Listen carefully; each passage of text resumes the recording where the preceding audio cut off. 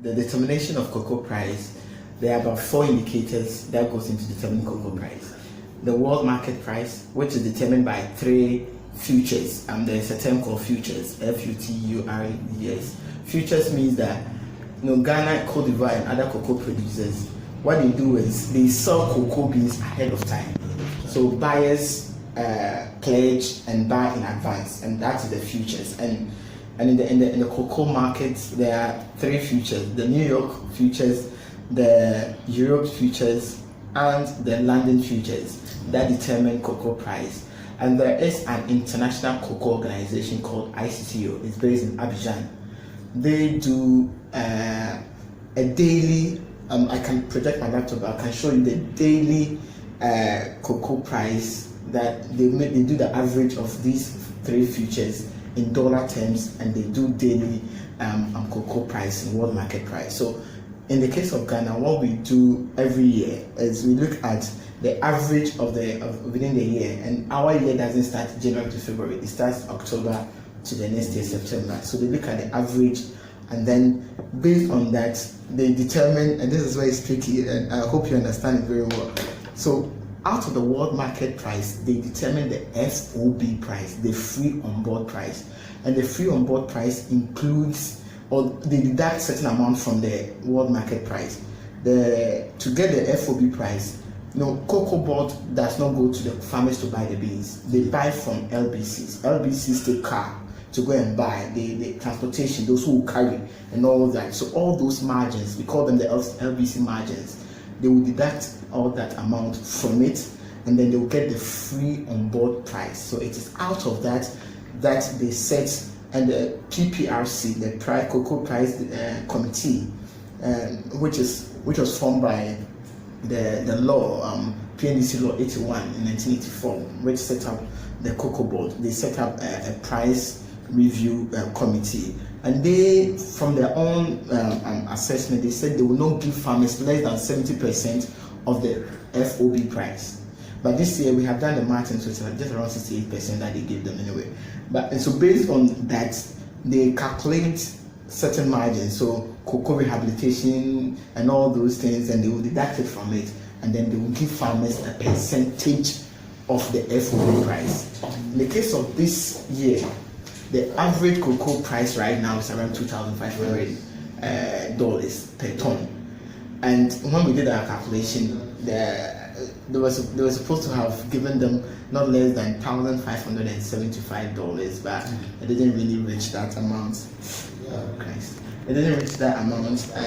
But the good thing is, in July last year, Ghana and Cote d'Ivoire formed I did an interview on DWTV when I was in Berlin talking about this, and they said Ghana and Cote d'Ivoire have formed a cartel, of what we call the OPEC in cocoa, where they are saying that they will not take a minimum of a certain amount, and the floor price, that's what they call the floor price, which they said it should be not less than 2,600. And on top of that, they said every ton of cocoa must attract a fee of $400 called the living income differential, which was meant to cushion the cocoa farmer to reach an income that they can support their families with, which we are calling the living income differential. This year, what has worked well for Ghana is that Ghana and Cote d'Ivoire is that we are implementing the airline, which is $400 per ton of cocoa, which translates depending on the exchange rate that you use. If you're using 5.5, which they use in the current, and if you're using 5.5, then the average cocoa bag got about 137 Ghana cedis on top of it. And so if it was 514 last year, and you add the 137 from the LID, we are getting around carry days, you add this to the days, 651. And so technically, and this is where most people don't want me to say, technically, if you subtract 665, the 651 from this, then averagely the government only gave farmers 14 cedis increment. Yes, you don't understand. Out of the 400. Yeah, no, the $400 they gave everything to them. But technically, if the $400 was not there, then the cocoa increment would have just been 14 cedis.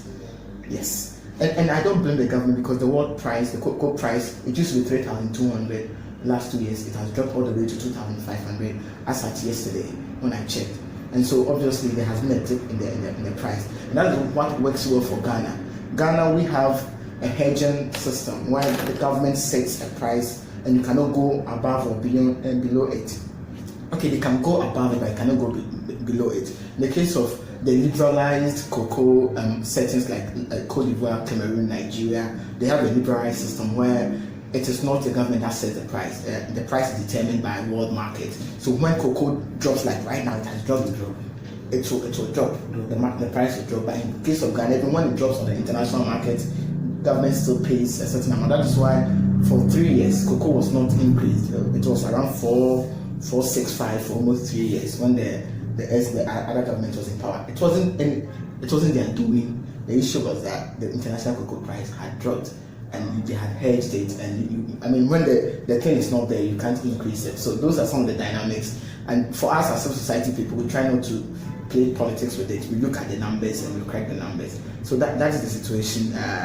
Yes, I know it's confusing. Forgive me that I've really made it more confusing, but that is the situation. So, but in a summary, we think it is great that the government of Ghana and Cote d'Ivoire were able to put their feet on the ground. And I won't say they say, I was in Berlin. I was in October last year when during the World Cocoa Foundation Partners meeting, when the international community, the chocolate company